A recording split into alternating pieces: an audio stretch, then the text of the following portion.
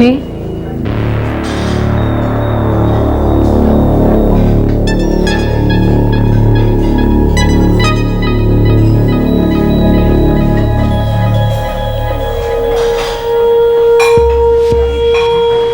काफी बेसब्र है आप। एक ड्रिंक तो हो जाए मिस्टर, तो बातें, कम से कम इंट्रोडक्शन तो हो जाए। मेरा नाम मोनिका है और आपका?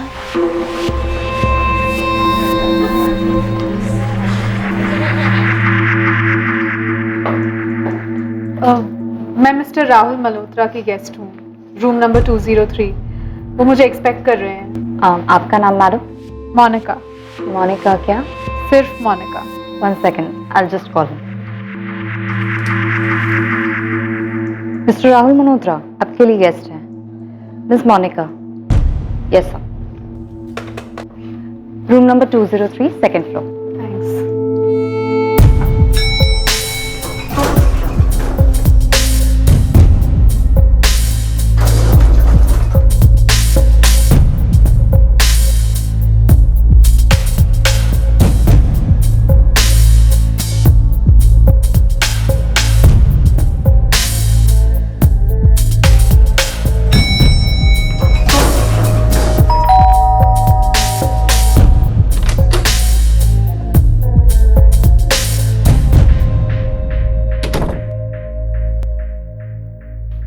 ललित चल बाय। हाँ सुन इंदा, ये एक नए गेस्ट ने चेक इन किया है ना, राहुल मल्होत्रा फ्रॉम सूरत। हाँ, चेक इन के बाद एक फीमेल गई थी उसके रूम में, गेस्ट। तो इसमें नया क्या है? चल बाय। चल बाय।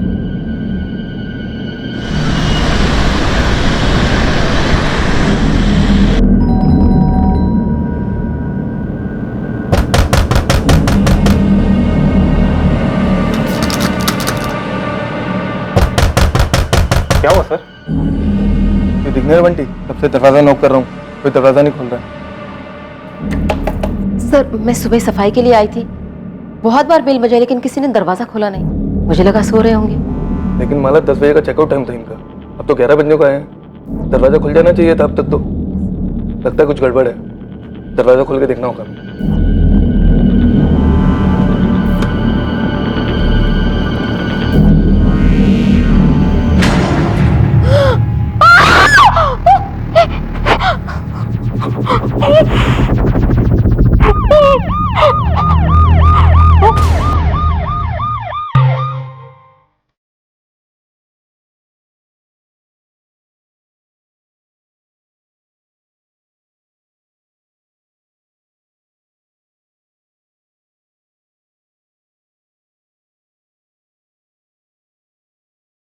Sir, CCTV footage.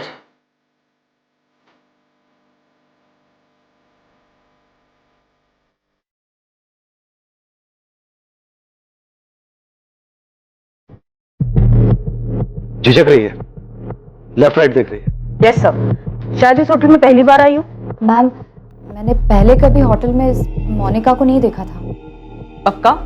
100% तो नहीं कह सकती, अक्सर ऐसे गेस्ट हैवी मेकअप और विग्स पहनते हैं। तो इसका मतलब हिल्डा तुम्हारे होटल में इस तरह की फीमेल गेस्ट आती रहती है? एक्चुअली मैम वो, हिल्डा तुम जानती हो ना ये इलीगल है।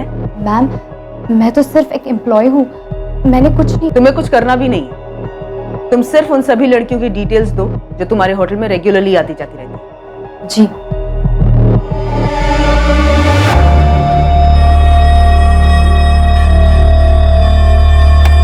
सही आदमी थ्रू आउट नीचे अपने फोन की तरफ देख रहा है, सीसीटीवी अवॉइड कर रहा है। आईडी क्या दी थी इसने रिसेप्शन पे?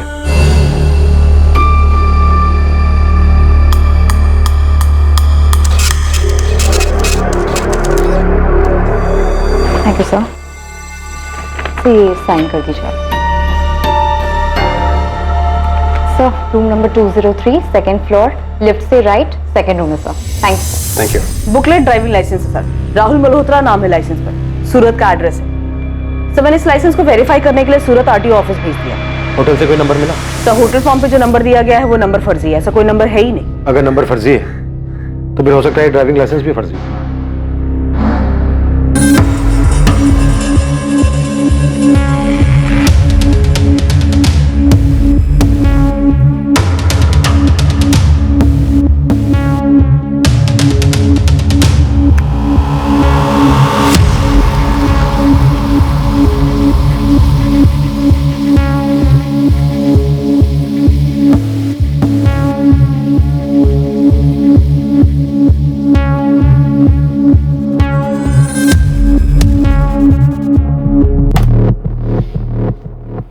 आदमी ने चेक इन किया, फिर अपने रूम में गया। उसके थोड़ी देर बाद वो होटल बार में गया, वहां वो औरत उसे मिली। उसके थोड़ी देर बाद वो वापस अपने रूम में आया और उसके 10 मिनट बाद वो औरत उसके रूम में गई। हाँ सर, और उसके बाद अगले दिन। हाँ मैम, पूरे वक्त नीचे सेलफोन की तरफ देखकर बात कर रहा था। मैडम वाकई में मैंने उसका फेस ठीक से नहीं देखा। ललित, हमने सीसीटीवी फुटेज देखा है और उसमें साफ साफ दिखाई दे रहा है कि तुम्हारे और इस राहुल मल्होत्रा के बीच में बातचीत हुई है। क्या बात हुई थी?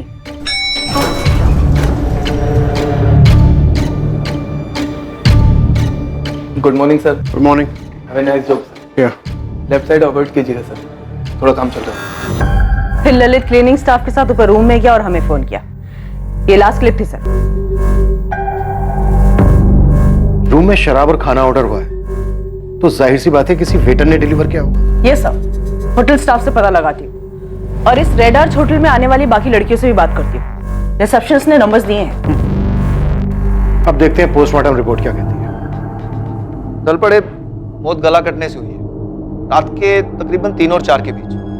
डॉक्टर, इसकी दोनों कलाइयां भी काटी गई हैं। हाँ, किसी बेहद धार वाले इंस्ट्रूमेंट के साथ, मानो कोई सर्जिकल इंस्ट्रूमेंट।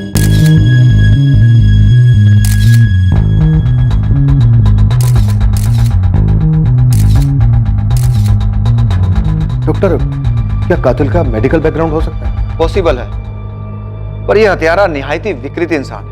हत्या के बाद लाश के साथ अननेचुरल सेक्स और कॉन्डम यूज किया गया। विक्टिम शायद एक सेक्स वर्कर रही होगी, मे भी इसकी पहली मीटिंग रही हो। विक्टिम की आंखों पर स्कार्फ, इसके हाथों में हथकड़ी, शायद किलर खुद लाया था। या ये भी हो सकता है कि ये सेक्स वर्कर ये सब खुद अपने साथ लाई हो, अपने क्लाइंट की अजीबोगरीब डिमांड पूरी करने के लिए। जैसा भी हो, पर आपका मुजरिम एक पढ़ा लिखा मेडिकल बैकग्राउंड वाला शातिर और विकृत साइकोपैथ मालूम होता है। अज्ञात औरतों को शिकार बनाने वाले साइकोपैथ्स इन्वेस्टिगेशन के लिए सबसे ज्यादा पेचीदा साबित होते हैं। जुर्म का मकसद अक्सर एक बीमार दिमाग की कल्पना में छुपा होता है और अक्सर ऐसे हत्यारों की कोई हिस्ट्री नहीं, इनका कोई गैंग नहीं होता, पर इनकी मोडस ऑपरेंडी काफी शातिर होती है। लेकिन सवाल यह था कि 26 अगस्त की रात को मुंबई के होटल रेड आर्क में हुई भयंकर हत्या क्या वाकई में एक साइको का काम था? बंटी, तूने हमें पहले क्यों नहीं बताया कि तू रूम नंबर 203 में खाना और शराब लेके गया था? मैडम, मुझसे किसी ने पूछा ही नहीं और वो मैनेजर ने भी नहीं बोला कि आपको बताने का है ऐसा कुछ करके। अब मैं पूछ रही हूँ, क्या देखा तूने रूम में? कुछ खास नहीं मैडम। एक लड़की का मर्डर हुआ है, सब खास है, बोल। 2 प्लेट बिरयानी, 1 विस्की की बोतल और 1 सोडा मंगवाया था साहब ने।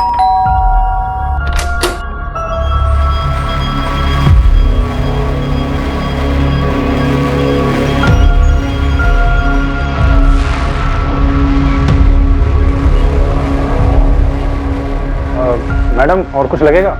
किचन क्लोज होने वाला है। नहीं, तुम जाओ और सुबह तक डिस्टर्ब मत करना।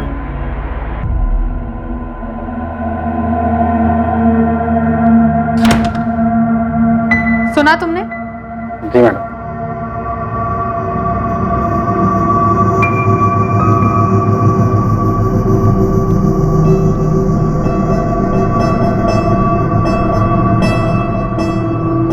जाओ जाओ यहाँ से और सुबह तक बेल मत बजाना। उस मैडम ने मुझे 200 रुपए टिप दिए और बोला कुछ चाहिए होगा तो बताएंगी। फिर मुझे गुड नाइट बोला, फिर मैंने भी उनको गुड नाइट बोला और वहां से निकल गया। तूने उस आदमी का चेहरा नहीं देखा? बिल्कुल नहीं देखा? ध्यान ही नहीं दिया मैडम।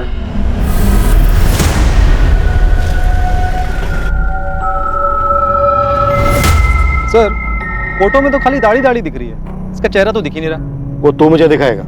जी। हम साइको हिस्ट्री शीटर खंगाल रहे हैं, तू पता कर शहर में कोई नया सिरफिरा आया क्या। जी सर। Scalpel, scalpel. कहाँ खोए हुए रहते हो? ओटी में हो तुम? Damn it. सॉरी डॉक्टर, हम तहकीकात कर रहे हैं, जैसे कुछ पता चलेगा मैं तुम्हें फोन कर दूंगा। ऐसे बार बार आने की जरूरत नहीं है तुम। आपने मेरे दीदी के हस्बैंड से बात की? हम काम कर रहे हैं मनसुख। क्या काम कर रहे हैं? मैं कब से आपसे बोल रहा हूं कि उनके हस्बैंड से पूछताछ कीजिए। आप बता क्यों नहीं रहे हैं कि आपने बात की है या नहीं की?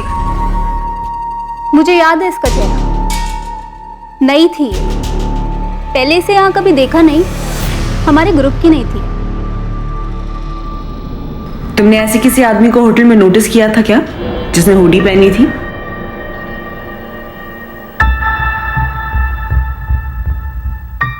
ध्यान नहीं दिया। वैसे भी हमारे लिए तो सारे आदमी इस तस्वीर की तरह होते हैं, एकदम धुंधले। मैं इतना कह सकती हूँ कि वो लड़की नई थी इस लाइन में। छोटी ड्रेस पहन के टांगे कौन छुपाता है?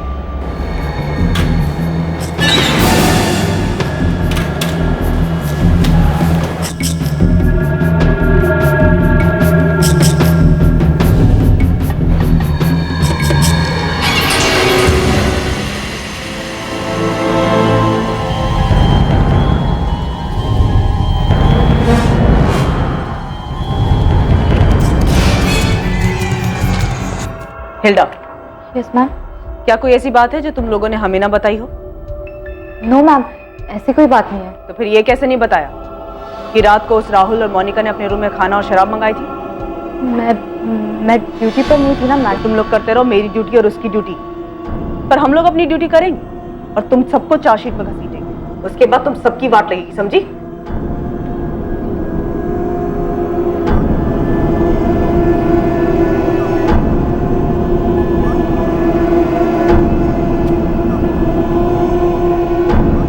कहना चाहती हूँ? नहीं मैडम। हाँ मैडम, मैं कुछ कहना चाहती हूँ।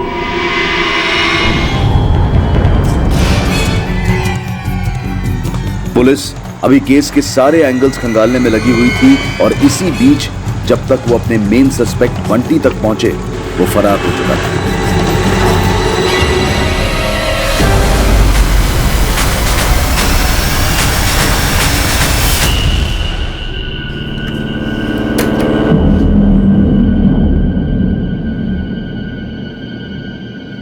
ये बंटी कहाँ गया है? मालूम नहीं मैडम, एक बैग भर के गया है कुछ 20 मिनट पहले। क्यों, क्या हुआ मैडम? सर, वेटर बंटी की खोली से उसके फोन का इंस्ट्रूमेंट मिला। सिम वो लेके गया है जो कि अभी भी ऑफ है। बाकी उसके यहाँ से कुछ भी नहीं मिला सर। माला तुम बोलो। सर वो बंटी बहुत बेकार था सर, गंदा लड़का।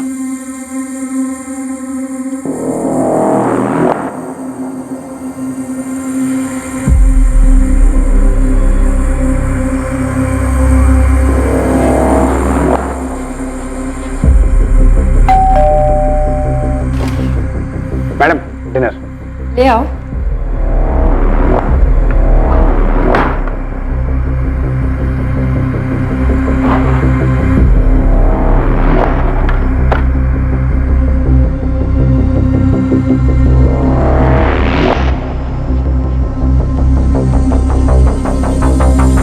सर एक बार तो वो पकड़ा भी गया था और हमारे मैनेजर से अच्छी खासी डांट पड़ी थी उसको, लेकिन कुत्ते की दुम नहीं सुधरा वो।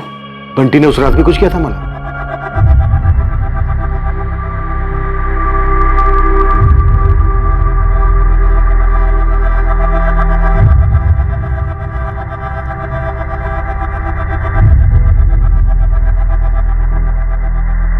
ए बंटी, तू फिर से ये बदी हरकतें कर रहा है? ए, तेरी वीडियो तो नहीं उतारी ना बुड्ढी? चल निकल यहाँ से, हवा आने दे थोड़ी। और सुन, अगर किसी से शिकायत की ना तो किसी दिन काट डालूंगा। चल निकल।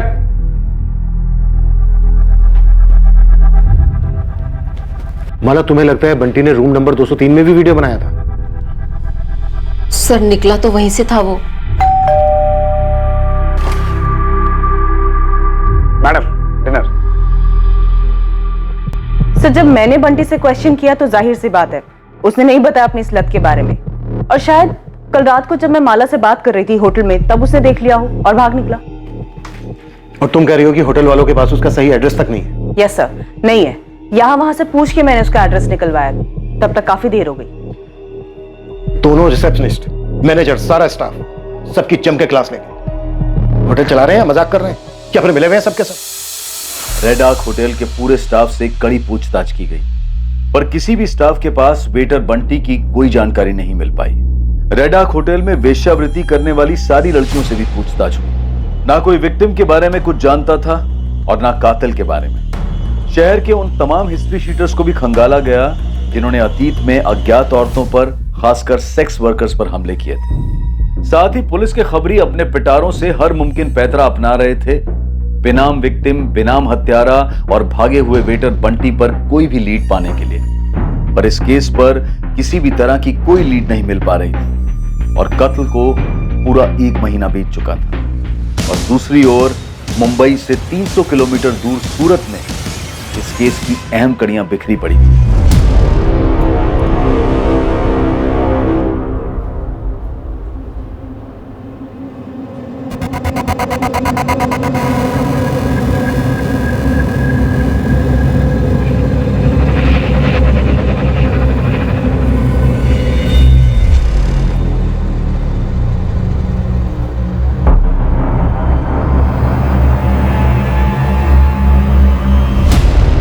ड्राइविंग लाइसेंस पे सूरत का एड्रेस है।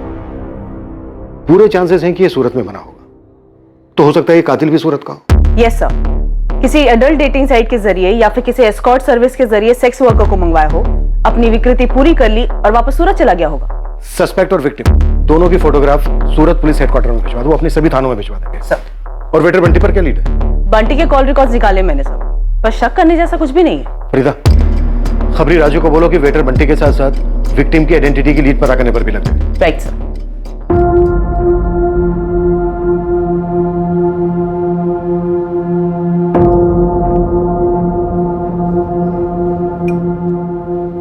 पूरा 1 महीना हो गया मनसुख, पुलिस तेरी दीदी का पता नहीं लगा पाई है। पुलिस कह रही है कि प्रफुल्ल जीजा जी से पूछताछ की।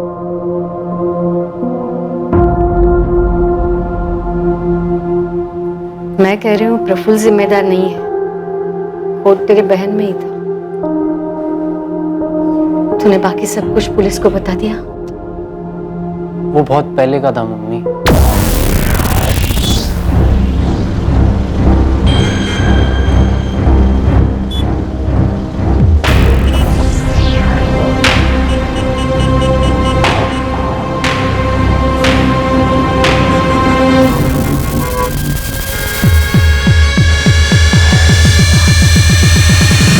राहुल इंद्र मल्होत्रा की लाइसेंस कॉपी की डिटेल के बारे में जानना था मुझे।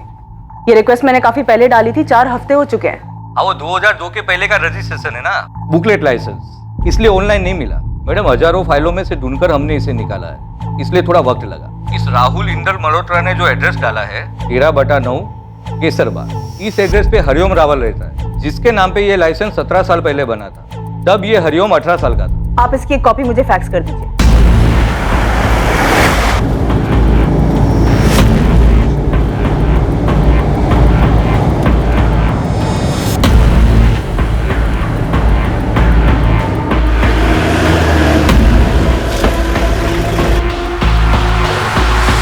नमस्ते मैडम, मैं मन्नू। वो राजू खबरी ने आपकी हेल्प करने के लिए भेजा है। राजू ने पूरा केस समझा दिया ना? हाँ madam, A to Z। Madam, ये दाढ़ी वाले की फोटो मैंने मेरे लड़के लोग में बांट दी है। चल आजा, बैठ जा, आजा। उस दाढ़ी वाले का नकली एड्रेस मिल गया है, केसरबाग पास में ही है सर। भाई साहब, आगे से एक लेफ्ट आएगा, वहां से सीधा सीधा।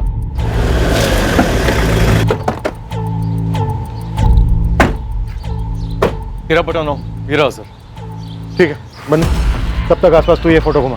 ठीक है? ठीक है सर।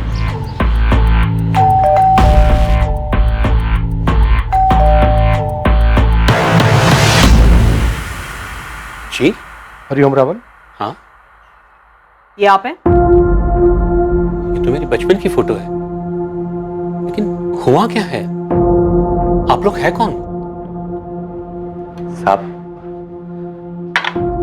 छोटा मुंह बड़ी बात, लेकिन भाभी के बिना ऐसा कब तक चलेगा? मुझे तो खाली यही 2 सब्जी बनाने को आती है, वो भी भाभी ने ही सिखाया है। साहब, भाभी कहाँ चली गई? क्या पता बाबू, खुद चली गई है या फिर सोचता हूं तो मेरा दिमाग सुन पड़ जाता है। और वो उसका भाई मनसुख, वो मेरे ऊपर शक कर रहा है, पुलिस को मेरा नाम बता रहा है। वो ये ले जाओ, मैं दुकान जा रहा हूं।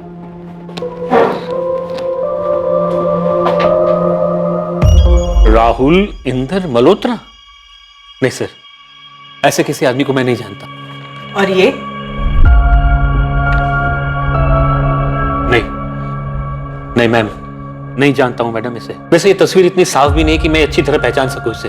प्रियम, अच्छे से याद करके बताओ, आपने अपना ड्राइविंग लाइसेंस किसी के हाथ में दिया था? किसी बैंक में, किसी हॉस्पिटल में, या फिर किसी फॉर्म के साथ? नहीं सर। सर वैसे ये इंदर मल्होत्रा है कौन जिसने मेरे लाइसेंस से फर्जी लाइसेंस बनवाया? ये वही है जिसने मुंबई में एक बहुत ही क्रूरता से हत्या की। क्या?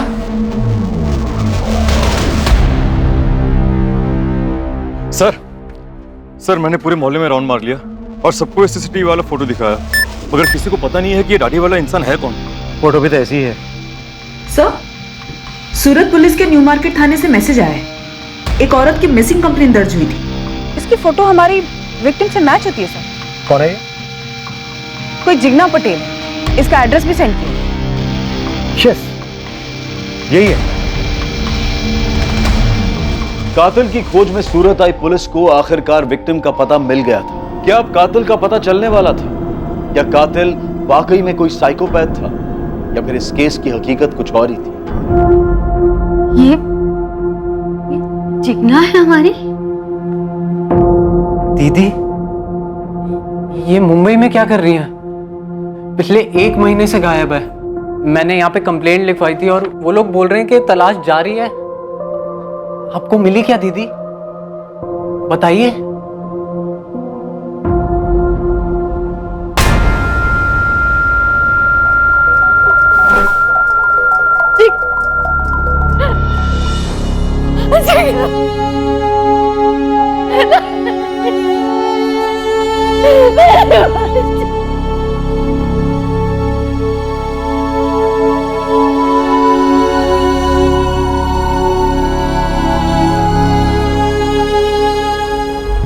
अगस्त की रात तुम कहां थे? यही था सर, सूरत पे अपने घर में। मनसुख का कहना है कि 2 महीने पहले, यानी कत्ल के 1 महीना पहले, जिग्ना तुम्हारे साथ लड़के अपने मैके चली गई थी। झगड़ा किस बात पे हुआ था? शादी के बाद पहले 2-3 महीने सब ठीक चल रहा था, लेकिन अचानक से जिग्ना बदल सी गई थी। क्या बात है?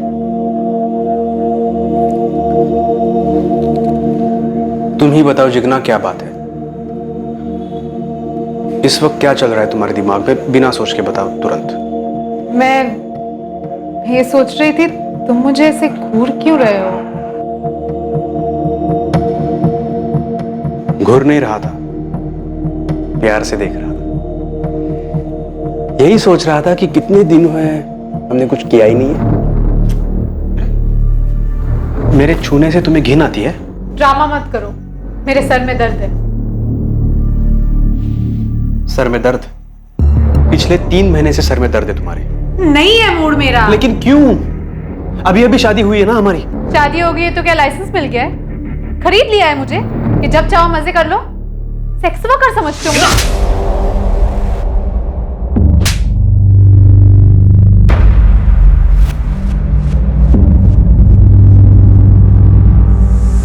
मुझे उस पर हाथ नहीं उठाना चाहिए था। मैंने उसे कई बार कॉल किया, माफी मांगी, घर लौटने को भी कहा। हम फिर एक बार बाहर मिले भी। मेरे पापा मेरी माँ पे हाथ उठाया करते थे, मैं नफरत करती थी उनसे। मैं फिर कभी हाथ नहीं उठाऊंगा, हाथ जोड़ता हूँ Jigna. I am sorry. Please घर लौट आओ।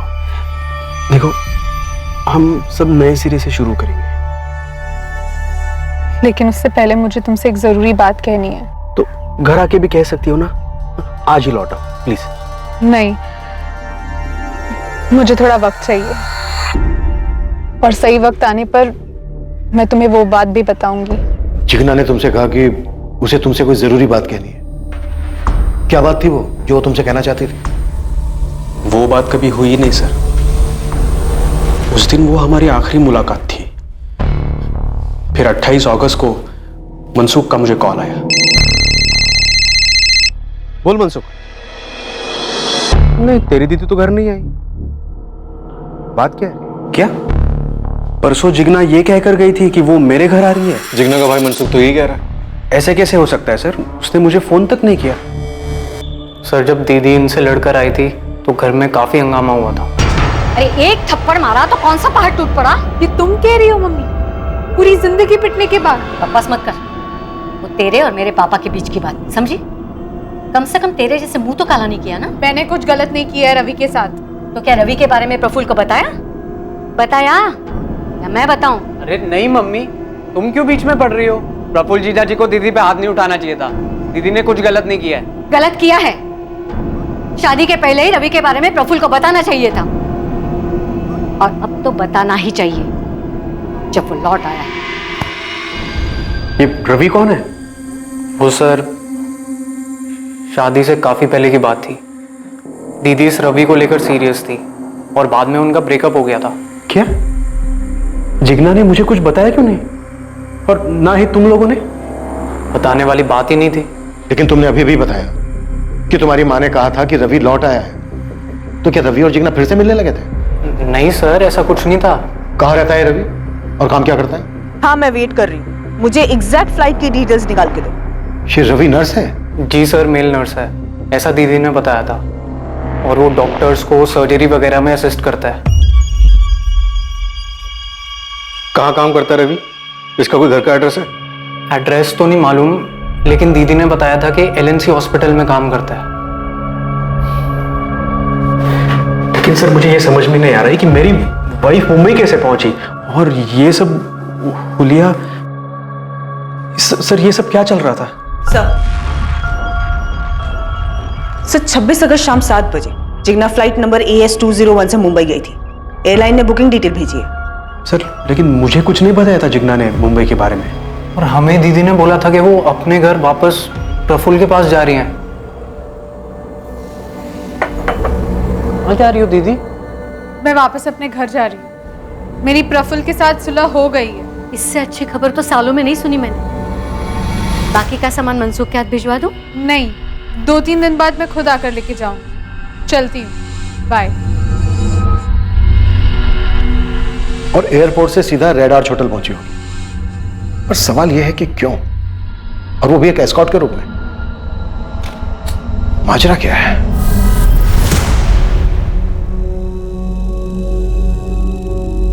केस के पत्ते अब खुलने लगे थे और छिपे कई राज बाहर आने लगे थे, लेकिन अब भी ऐसे कई सवाल थे जिनके जवाब मिलने बाकी थे। जिग्ना और उसके एक्स बॉयफ्रेंड रवि देसाई के बीच में आखिर क्या चल रहा था? जिग्ना बिना किसी को बताए मुंबई क्यों गई थी? और क्या जिग्ना की हत्या के पीछे रवि का हाथ था, या फिर इस हत्या के पीछे कोई और ही कहानी थी जो अब तक राज बनी हुई थी? क्या बकवास कर रहे हैं? मैं जिग्ना को क्यों मारूंगा? मैं प्यार करता था उससे। सुबह 8 बजे इसने एक सर्जरी करनी थी और सुबह 4 बजे ही हमें घर कमरे ठेके से। मैं अपनी शिफ्ट कैंसिल करने वाला था। इतना पीकर बिना सोए सर्जरी में जाऊंगा, इतना बड़ा बेवकूफ नहीं हूं मैं। बेवकूफ नहीं है तू, बल्कि बेहद शातिर है। पहले ये बता, जिग्ना से कैसे मिला था? जिग्ना की शादी के 1 साल पहले तुम दोनों का ब्रेकअप हो गया था। हाँ, और हम उससे भी पहले मिले थे, 4 साल पहले। यहाँ नहीं, महसाना में। महसाना में क्या था? जिग्ना अपने मम्मी की नी रिप्लेसमेंट सर्जरी कराने आई थी। वो लोग वहीं रहते थे, मैं भी वहीं रहता था।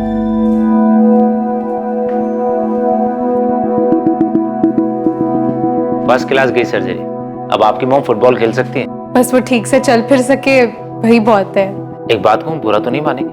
कहिए। ये अर्थराइटिस विरासत में मिलता है। आप अभी से केयर लो, कैल्शियम लो, वॉक पे जाओ, ख्याल रखो अपना। मैं भी अपनी मॉम को रोज सुबह लेके जाता हूँ वॉक पे। That's so sweet. Ravi, Jigna, 3 साल हमारा रिश्ता रहा, सीरियस था। तो फिर टूटा क्यों? जिग्ना के बाबूजी की डेथ हो गई थी। उसकी माँ उसकी तुरंत शादी करना चाहती थी, पर उस वक्त मैं शादी के लिए तैयार नहीं था। तो महसाना से सिर्फ तुम मुझे ये कहना आए हो कि मुझसे शादी नहीं कर सकते? फोन पे कह देते ना। मेरी यूएसए में जॉब लग सकती है। मेल नर्सेज की बहुत शॉर्टेज है वहाँ पे। मेरी लाइफ का एम्बिशन रहा है यूएसए जाना। और अगर मेल नर्स शादीशुदा हो तो उसे यूएसए में एंट्री नहीं मिलती, ऐसा कोई रूल है? अगर अमेरिकन लड़के से शादी हो तो वीज़ा तुरंत लगता है। मेरे दूर के रिश्तेदार वहाँ पे सिटीजन है, उनकी बेटी है। ओह, मेरी पूरी फैमिली की तकदीर बदल जाएगी जिग्ना। मेरी तकदीर तो अभी अभी बदल गई रवि। सॉरी। मैं 1 साल से जिग्ना के टच में नहीं था। मुझे तो ये भी नहीं पता था कि उसकी शादी वादी हो गई। 1 साल के बाद मेरी यहाँ एलएनसी हॉस्पिटल सूरत में पोस्टिंग हुई। उसको मैंने यहीं पे देखा, अपनी माँ को दिखाने आई थी। यूएसए का क्या हुआ? कुछ बोलोगे भी? जैसे तैसे करके यूएस पहुंच तो गया, लेकिन मेरी क्वालिफिकेशन के हिसाब से मेरी जॉब नहीं लग रही थी और पिंकी के साथ भी कुछ जम नहीं रहा था, इसलिए यहाँ वापस आना पड़ा। ओह सॉरी, वैसे मैं हैप्पीली मैरिड हूँ। लेकिन ये बात मुझसे हजम ही नहीं हुई। और तुम दोनों का फिर से अफेयर शुरू हो गया? नहीं, मैं पीने लगा। तुमने दिन में पी रखी है रवि, क्या कर रहे हो? जो जॉब यहाँ सूरत एलएनसी में लगी है ना, वो भी छूट जाएगी। सबसे तुम छूट गए हो ना, सब छूट गया। मुझे सुसाइड के अलावा और कोई रास्ता नहीं सूझता। थप्पड़ खाओगे, फालतू बात मत करो, संभालो अपने आप को, अपनी फैमिली के बारे में सोचो, पीना छोड़ो और किसी अच्छी लड़की से शादी कर लो, समझे? इतना ही बात हमारे बीच। नहीं, जिग्ना मुंबई गई, तू मुंबई गया? जी नहीं, मैं मुंबई नहीं गया था। तो फिर 26 अगस्त की रात को तू कहां था, किसके साथ था? 26 अगस्त कहाँ था?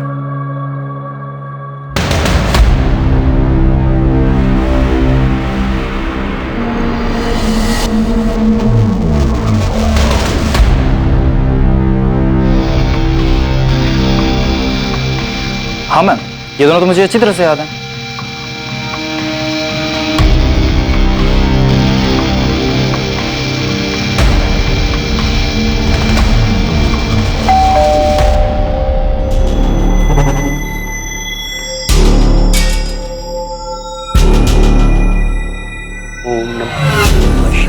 बाबा,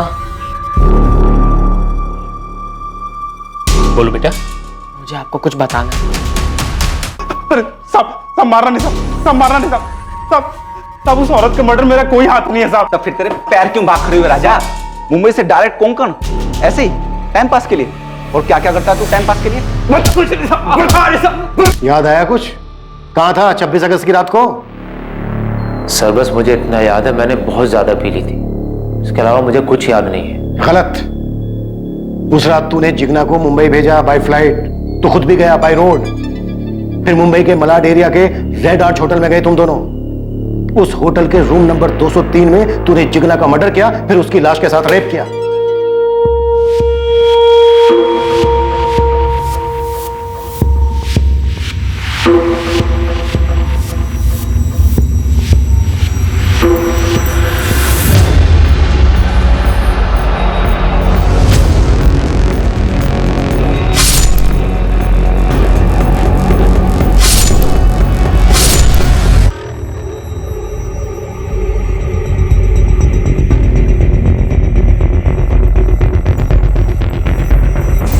बता, तूने हरिओम रावल के लाइसेंस की फर्जी कॉपी कैसे बनाई? सर मैं किसी हरिओम रावल को नहीं जानता। तूने मेरे ड्राइविंग लाइसेंस की फर्जी कॉपी बनाई? क्यों? मुझे आपकी गाड़ी ले जानी थी घुमाने। बोल, किसने की थी मदद तेरी? किसी ने नहीं। इस चिकना का मुंबई में एस्कॉर्ट बनने का क्या माजरा था? तू उसे धंधे पे बैठाने की सोच रहा था? जिग्ना मुंबई क्यों आई थी इस हुलिये में? यही तो मैं आपसे पूछना चाहता हूं, क्यों? वो भी मेरे साथ रूम में। आप लोगों ने होमवर्क ठीक नहीं किया है, पता नहीं उसके और मेरी आखिरी मुलाकात में क्या हुआ था। रवि, ये हमारी आखिरी मीटिंग है, मैं अब तुमसे नहीं मिलूंगी। मेरी मैरिड लाइफ अफेक्ट हो रही है। एक दोस्त होने के नाते मुझे जो करना चाहिए था मैंने किया तुम्हें सहारा देकर। अब तुम खुद संभालो। All the best. नहीं नहीं, देखो तुम्हें अपनी मैरिड लाइफ डिस्टर्ब करने की जरूरत नहीं है, बस मुझे छोड़ के मत जाओ। हम पुरानी इक्वेशन मेंटेन कर सकते हैं। इतनी जोर से मारा था, सोचा नहीं था किसी लड़की में इतनी ताकत हो सकती है। बहुत होती है मिस्टर। अच्छा ये बताओ, और कुछ हुआ था उस दिन? एक और आदमी था जो उन दोनों पर नजर रखे हुए था, अभी याद आया। कौन आदमी?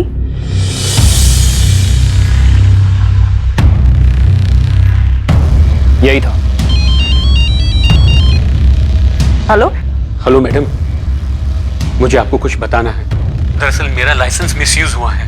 मेरे अपने बेटे ने मेरी लाइसेंस की कॉपी बनाई थी फर्जी, जाली लाइसेंस बनाने के लिए। कहाँ से बनवाई थी? उसकी स्कूल के पास कोई दुकान है, प्रफुल्ल स्टेशनरी। सब मारने साहब, मैं सब सच बताता हूँ साहब। सब बता, क्या हुआ तो रात को? ये क्या कह रहे हो सर देसाई? वो साहब, इस बंटी ने कत्ल की रात 203 का वीडियो बनाया था, मेरे हाथ में इस वक्त।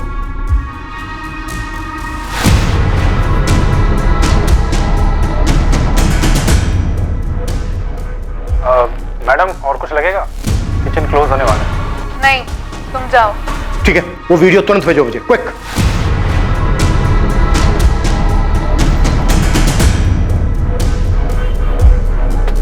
मैडम स्कैल्पेल तो ये भी बेचता है। प्रफुल्ल पटेल, तुम बच्चों की किताबें बेचने के अलावा फोटोकॉपी भी करते हो, बायोलॉजी बॉक्स भी बेचते हो जिसमें स्कैल्पेल भी होता है। बाबू सच बोल, तेरी मालकिन का भयंकर तरीके से मर्डर हुआ है। ये देख। साहब, मैंने आपसे झूठ बोला कि उस रात प्रफुल्ल साहब घर पर ही थे।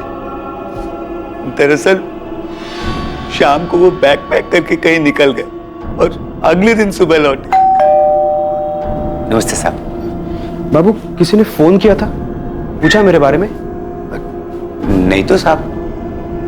मेरे लिए नहाने का पानी गर्म करो। हाँ ठीक है साहब। नहीं, तुम जाओ और सुबह तक डिस्टर्ब मत करना।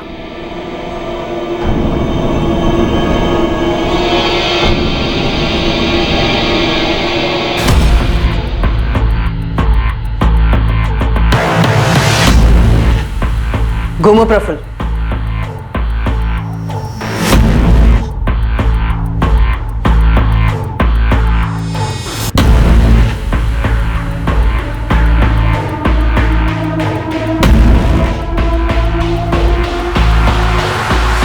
प्रफुल्ल पटेल, सारे सीसीटीवी कैमरास को पीठ दिखा के तूने हमें धोखा दिया। अब देख, तेरी पीठ ने तुझे पकड़वा दिया। मैं रवि के बारे में सब जानता था सर। मैं एक अरसे से पीछा कर रहा था जिग्ना का। प्रफुल्ल, मैं मानती हूँ मेरी गलती है, मुझे तुम्हें पहले ही बता देना चाहिए था, लेकिन मैं उसे पूरी तरीके से भुला चुकी हूँ। वो मेरे लिए एक याद तक नहीं बना। देखो, मैं अब तुमसे और सिर्फ तुमसे प्यार करती हूँ। और सेक्स सिर्फ उससे करती हो? नहीं। जब रिश्ता था तुम्हारा, सेक्स होता था ना? सीरियस रिलेशन था, और हाँ, सेक्स भी होता था। जिग्ना, तुम पहली औरत हो मेरी लाइफ में। मेरे लिए सब कुछ तुम ही थी। अब भी हो प्रफुल्ल। तुमने जो देखा वो कुछ भी नहीं था। अब कैसे समझाऊं तुम्हें? रवि अचानक से मेरी लाइफ में वापस लौट आया, लेकिन हमारे बीच में ऐसा कुछ भी नहीं है। झूठ बोल रही हो तुम जिग्ना। उसके बाद मैंने उसे फोन पे बहुत पटाया, माफी मांगी, तब जाके वो मुझसे मिलने आई। प्रफुल्ल, मैं चाहती हूँ हम दोनों सब कुछ भुलाकर एक नए सिरे से शुरू करें, और तुम मुझ पर कभी हाथ नहीं उठाओगे, और रवि को लेकर कोई सवाल जवाब नहीं करोगे। नहीं करूंगा, प्रॉमिस। जिग्ना, मैं भी नए सिरे से हमारा रिश्ता शुरू करना चाहता हूं, लेकिन मेरी एक छोटी सी विश है जो तुम्हें पूरी करनी होगी। क्या? देखो, मुझे लगता है कि हम दोनों के बीच में, खासकर बेडरूम में, काफी टेंशन सा रहा है। आज के बाद ऐसा कभी नहीं होगा, आई प्रॉमिस। जिग्ना, मुझे मेरी एक सीक्रेट फैंटेसी पूरी करनी है। कोई सुनेगा तो गलत लगेगा, लेकिन ऐसी कौन सी फैंटेसी है? मैं भी तो सुनूं। मुझे रोल प्ले करना है। कैसा रोल प्ले? जैसा हम दोनों किसी अलग शहर में अजनबी बन के मिले, तुम ग्लैमरस कॉल गर्ल हो और मैं स्टाइलिश क्लाइंट। लगता है मेरी गैर हाजिरी में तुम्हारा दिमाग कुछ ज्यादा ही चल रहा है। जिग्ना, प्लीज, मुझे सिर्फ ये एक फैंटेसी पूरी करनी है। देखो, एक बार हमारी फैमिली शुरू हो जाएगी ना, तो ये सब हो नहीं पाएगा। प्लीज ना मत करो, प्लीज। प्रफुल्ल, मैं प्यार करती हूँ तुमसे, और अगर तुम्हें इससे खुशी मिलेगी तो व्हाई नॉट। हम प्यार करने वाले पति पत्नी हैं, हमारे बीच में सब जायज है।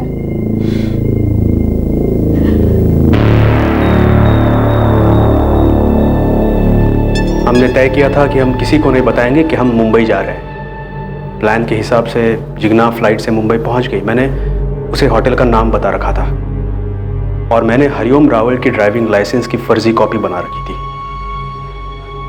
जिग्ना फ्लाइट से पहले पहुंच गई और मैं बाय रोड राहुल मल्होत्रा बनकर पहुंचा। राहुल मल्होत्रा ने होटल रेड आर्च में अपनी आईडी दिखाकर रूम नंबर 203 बुक किया और होटल के बार में राहुल टॉप की कॉल गर्ल मोनिका से मिला। डील हुई पूरी रात की। रूम में भी बड़ी चालाकी से राहुल ने अपना चेहरा छुपाया।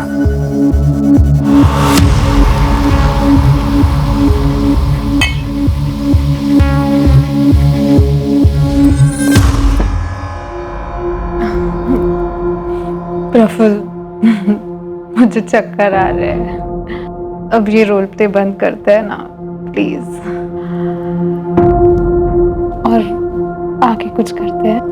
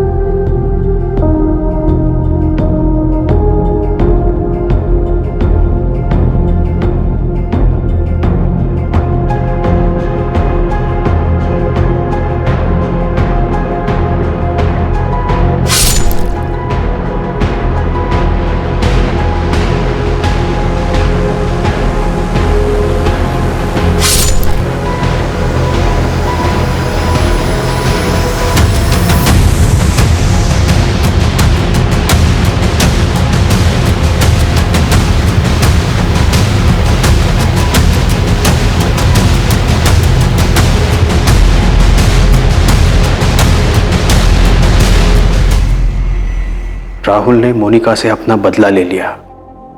रोल प्ले का दी एंड हो गया। उसकी बेवफाई की सजा उसे मिली। फिर सीसीटीवी से बचते हुए राहुल मुंबई से सूरत लौट आया बाय रोड, और फिर से राहुल प्रफुल्ल पटेल बन गया।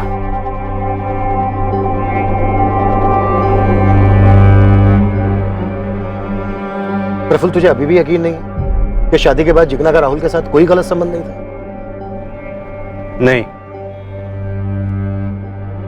प्रफुल्ल पर अपनी पत्नी जिग्ना के साथ बलात्कार करने और कत्ल के चार्ज लगे और मुकदमा बहुत जल्द शुरू होने की उम्मीद है। जिग्ना के भाई और मां को इस बात को स्वीकार करने में समय लगेगा कि जिग्ना अब इस दुनिया में नहीं रही, और दूसरी तरफ रवि अपनी जिंदगी को यादों के शिकंजे से छुड़ाकर पटरी पर लाने की कोशिश में है। साथ ही वो अपनी शराब की लत को छुड़वाने का इलाज करवा रहा है। पर शक की लत का कोई इलाज नहीं। इससे बचने का शायद सबसे अच्छा तरीका यही है कि इस भयंकर रोग को अपने दिमाग में घर बनाने ही ना दिया जाए। लेकिन कहना जितना आसान है, करना उतना ही मुश्किल है।